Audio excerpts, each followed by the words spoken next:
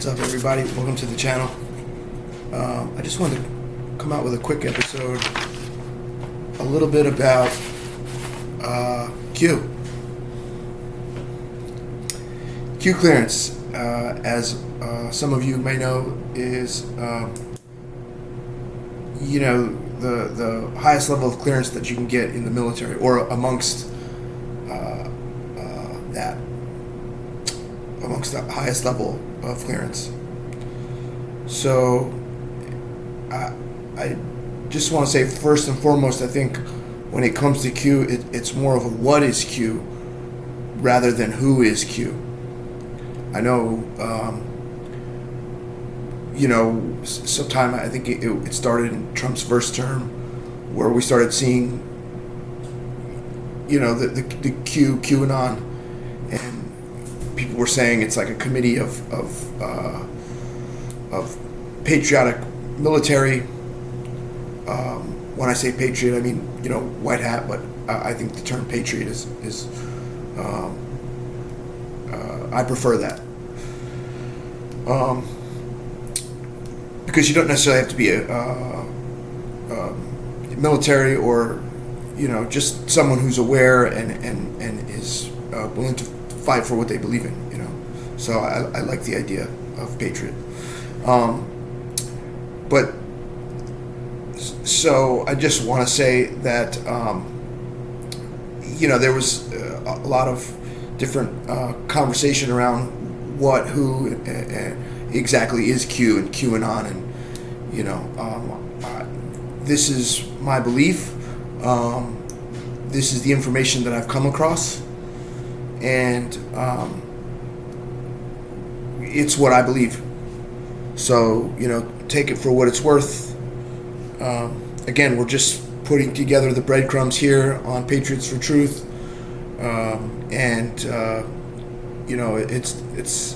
it's more about the individual and how they can be the best version of themselves. So whatever it takes to get there, as long as we're staying in our lane and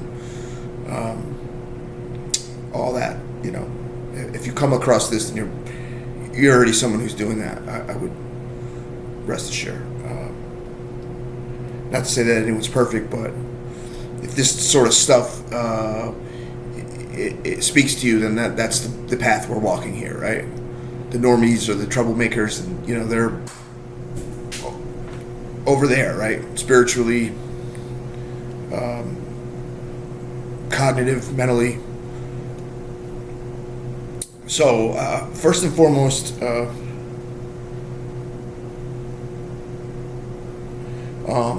Q is a traveler, a pilot of time and space. They can sort of play the role of like a mirror, karma police, if you will. Not that that's, I think the universe works that out, but that's just kind of the role they can assume at times. But ultimately, they're the potential of what humans can be. This omnipresent, kind of all-knowing galactic traveler, timeline jumper. So they're sort of this cosmic ancient judge, a business person, a lawyer, an accountant, a philosopher. And Q understands that there's yin and yang, and they need each other. It's not so much good or bad. It's they really can't exist without one another. You can't eliminate bad and you can't eliminate good, but the process of, I don't even like the terms good and bad. It's just the process of live and let live versus destroying to get ahead, I think is more of how I like to look at it. So, if live and let live, if the power, the kind of the Jedi version, right? The Disney version of all this, the Jedi, if they weren't stronger and haven't kind of, if their side of the Libra scale wasn't stronger, we would be, right? Will we even be here, right? Because the Sith sort of always implode and they always kind of destroy. So I think that in itself just proves that the forces of quote unquote good ultimately win in the long run.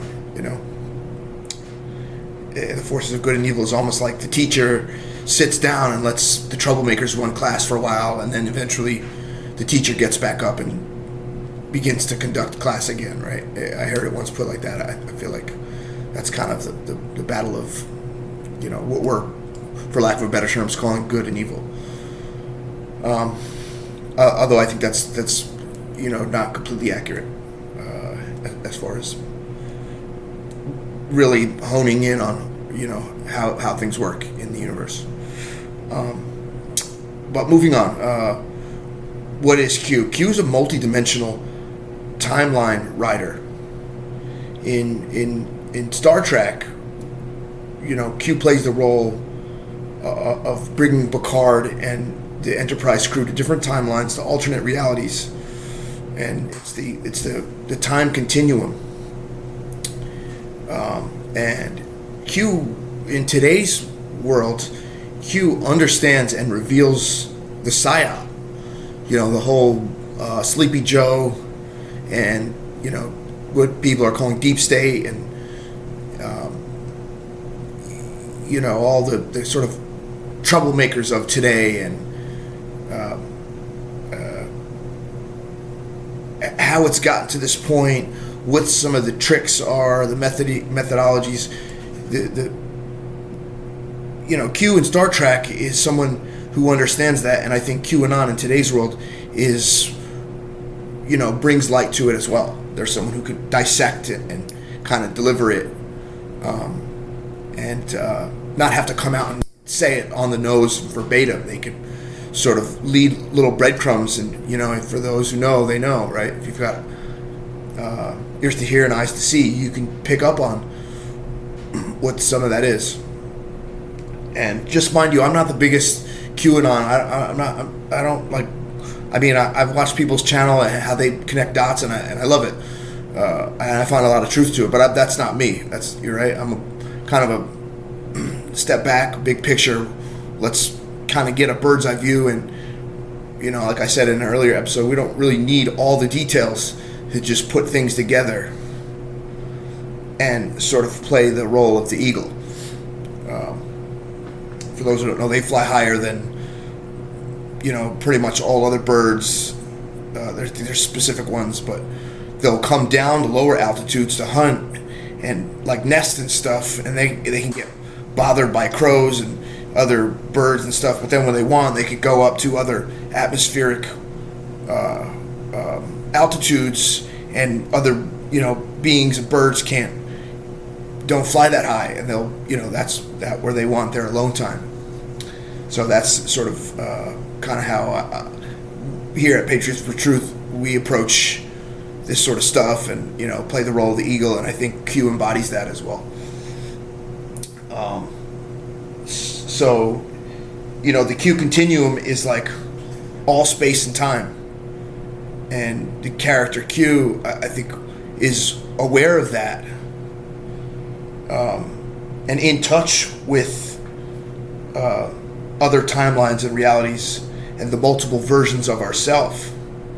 Right? They're in touch with the oversoul and often serve as a mirror for beings. And this is a Google version of Q. I think it's kind of defining Q's role in Star Trek, but I found it to be quite accurate. It said omnipotent beings who possess the ability to manipulate time and space and reality itself. Q often serves as both an antagonist and a teacher, and challenges humanity's understanding of morality and existence.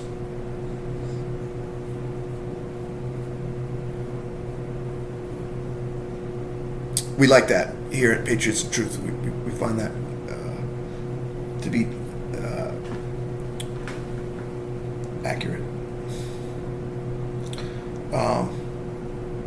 So it seems they have a limitless power to manipulate time and space, but they are, somewhat mischievous in nature, right? The yin and the yang. They know that Q has this understanding of the anima, right? You have to be in touch with the anima, and I think as a conscious being, right? We're spiritual creatures having a physical experience, and when we're in these moments of consciousness, if you suppress all of your dark side, all of your anima, it generally will pop up somewhere else in a more intense form than if you deal with it.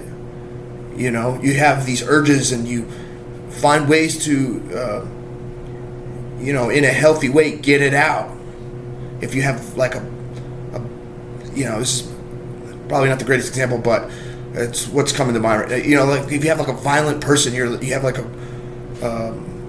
for whatever your past lives, or it's just part of your DNA of who you are. And instead of going home and kicking the dog or beating the wife or starting a bar fight, maybe go to the gym and punch the bag. Maybe join a martial art and get it out in a healthy way. Identify that, hey, I have a mean streak. I have these, some sort of violent tendencies, right? Be in touch with that and find a way to in a healthy way, exercise those demons, if you will. But they also play a philosophical role. He helps Picard, and I think what we're seeing in QAnon is they're helping us contemplate nature of existence, of morality, and the potential for the human growth.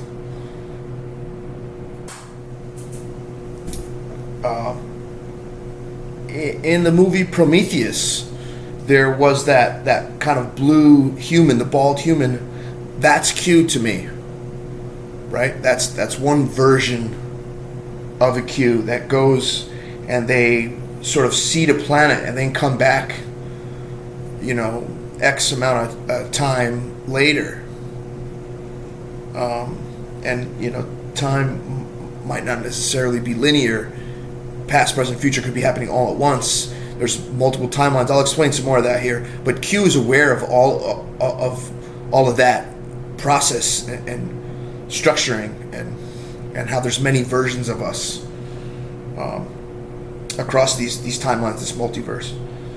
So I believe this. I think that Q seeded the universe, this one at least, or this galaxy. I don't know. Maybe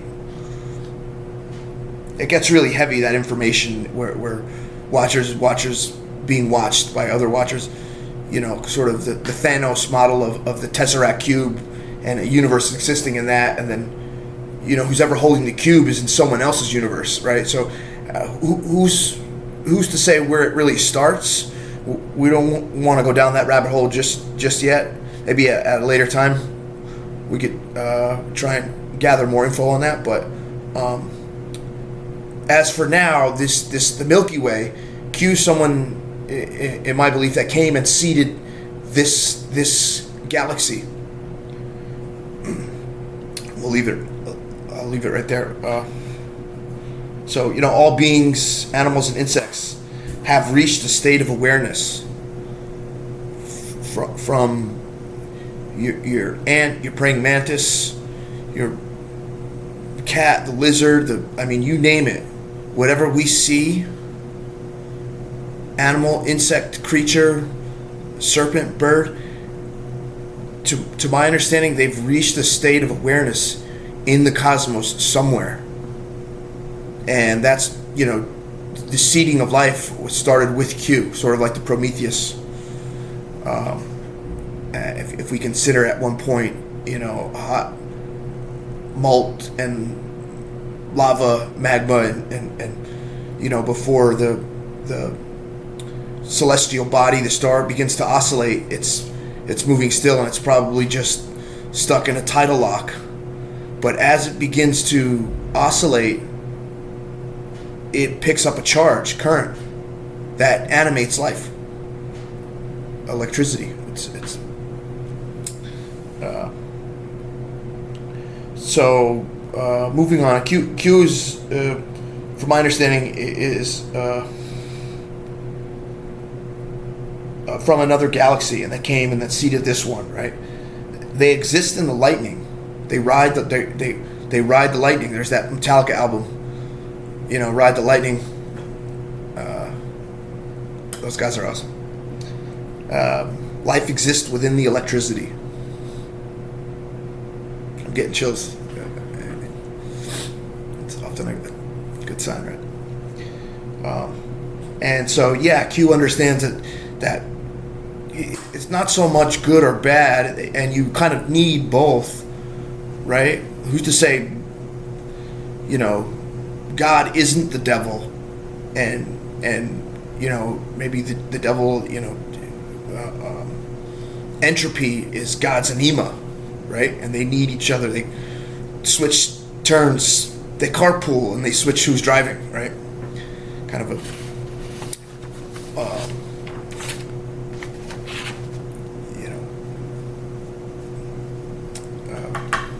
simple way to put it as a metaphor.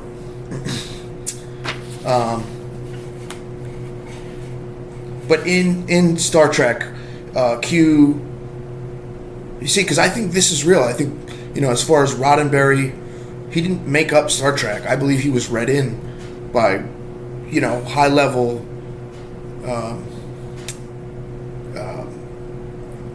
want to call it white hat or patriotic military that was sort of on the right side of things, like deep breakaway naval officers worked with Roddenberry, from what I understand. So the Q character in Star Trek is them trying to explain the role of who this multi-dimensional time traveling human,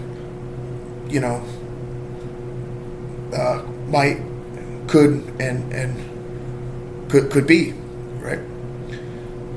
So in Star Trek, Q claims that humans are a childish race and not fit to explore space. But he does go on to explain that humans have the ability to learn and explore, and that Q is, and humanity could be, him at an advanced stage. So I just want to go into a little bit about the science of particles and electric.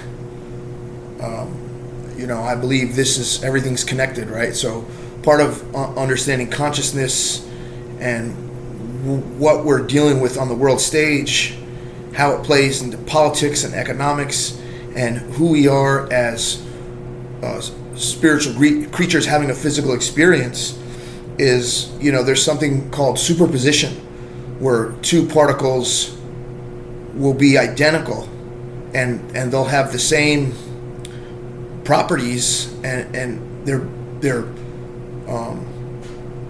movements will mimic each other. And then as soon as they're being viewed, it stops. There's more to it, but I just, on a basic sense, if you're a physicist, I'm sure they'll be like, well, we're just looking at this from a what do you call it? From a basic point of view. Not that there's anything basic about physics, but just so that in itself shows that the micro is the macro. There's this one particle, this one snowflake, but then it has identical versions across many timelines, across the multiverse. That same particle, identical, and that's us. That the oscillation plus the compression, it creates a charge, and that charge animates life. The electrical current, it fires up consciousness. This is what I believe.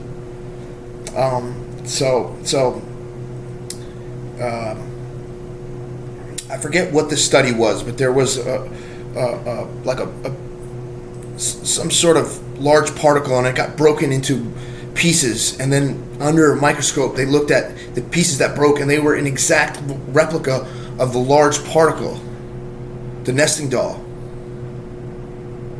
Right? The micro is the macro.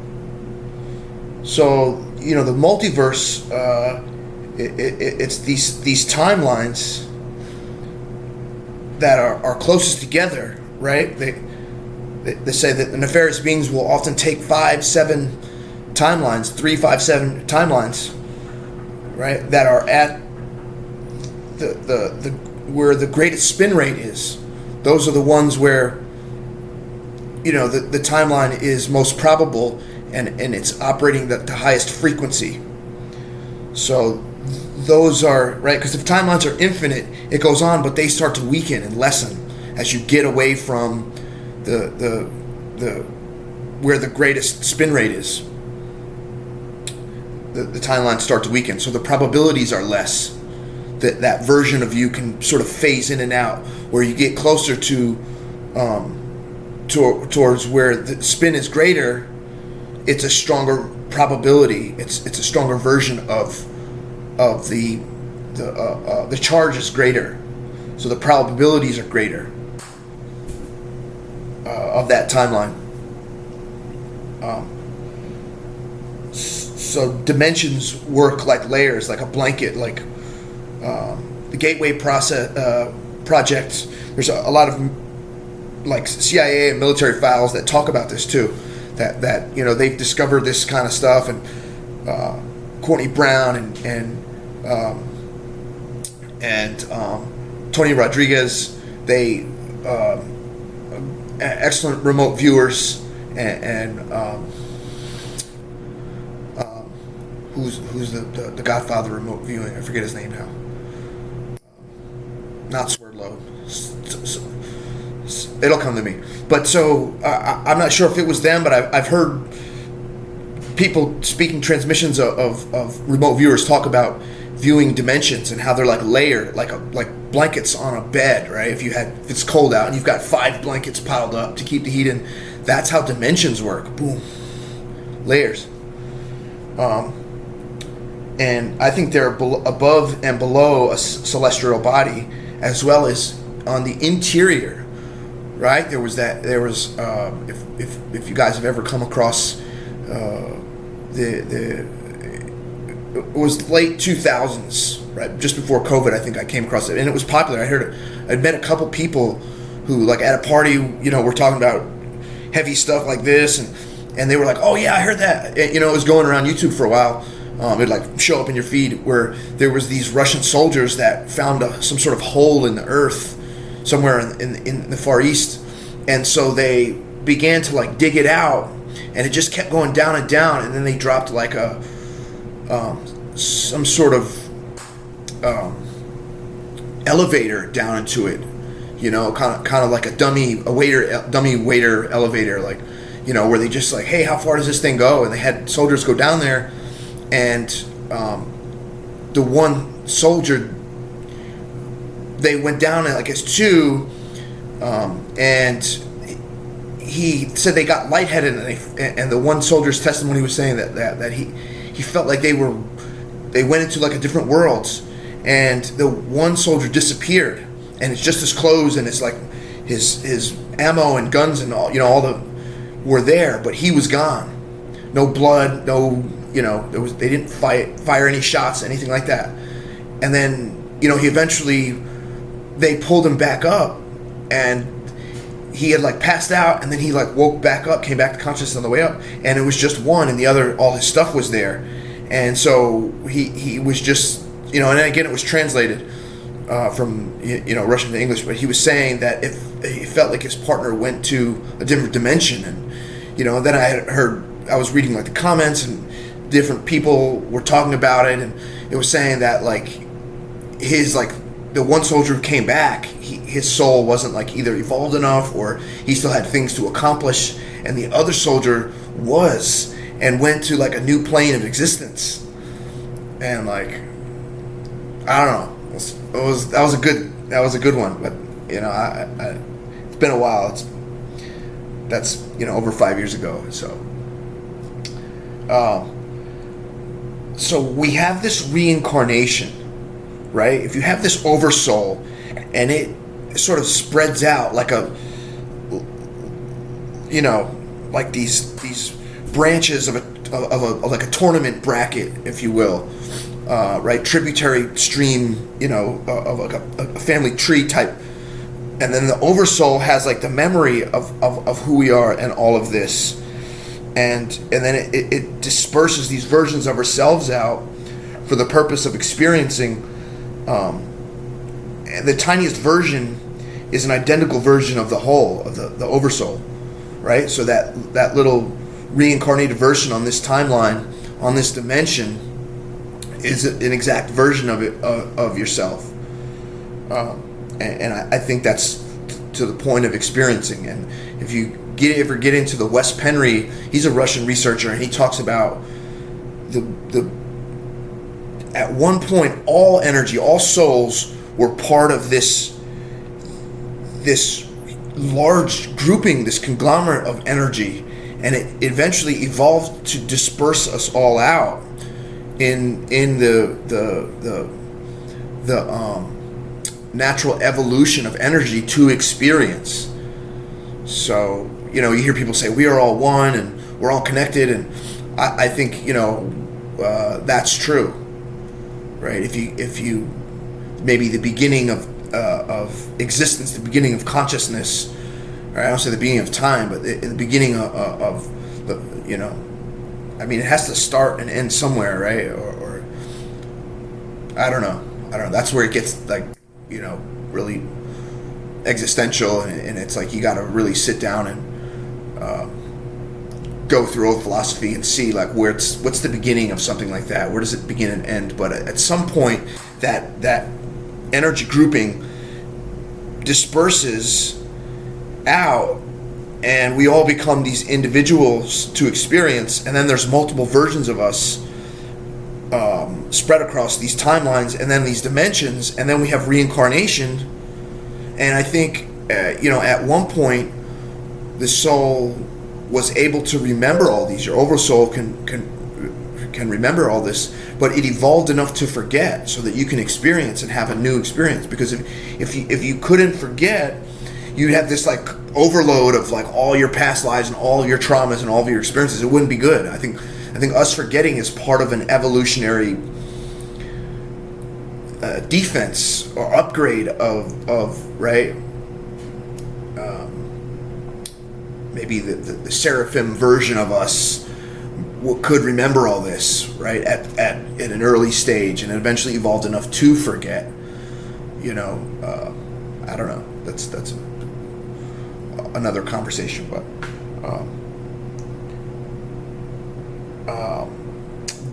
there is a main version of Source, in my opinion, like a parent version of our identity. That's the oversoul, but then there's like a parent of the oversouls, if you will, and in essence, it like sends us out as convoys. But we're made in the we're each our body's a little universe, right? The blood in our head goes from our toes back to our head. There's these trillions of cells inside the gut, brain, the heart, the body. So the blood is oscillating. We have these trillions of cells. There's rare earth metals in our blood. We're essentially made in the image of God, of the the prime creator, right? We're just a convoy. A micro is the macro, and we're a little universe inside of us, right? And we're spread across space and time. So, and Q says this, and I just intuitively it speaks to me. But Q says this like in one of the Star Wars. I don't know if it's Picard or an earlier version. I generally would just skip through and like watch the episodes that I kind of like. I don't have the biggest Trekkie, but it's fascinating stuff. Especially coming from a Navy background, and I think I can identify with some of that traveling the cosmos and standing up for what's right and not being able to fight for what you believe in. So, but Q says it's less about exploration and what's out there, but it's more about the inner possibilities of consciousness. So if we can astral project and, given this super advanced version of humanity, maybe travel time and space through the Merkaba, it's inward. We're a universe and a starship internally that can travel through the Merkaba. I think that's like, when we become very light, and you hear David Wilcock talk about the rainbow body, that I'm sure that's a process that would take X amount of, a million lifetimes of living consciously and properly, or who knows. Again, that's a whole other philosophical conversation, but just something that I was kind of thinking on and pondering, and these thoughts are bumbling about and kicking in my head, and just, there's the QAnon, and then you have this character in Star Trek, and it's like, who, what, where, why, how do you kind of put a label to all this? What is it, and how does it work? So, here at Patriots for Truth, we this is all part of the journey here, and what we get into on the channel. So, stay strong, stay vigilant, form your own thoughts. That's all I got.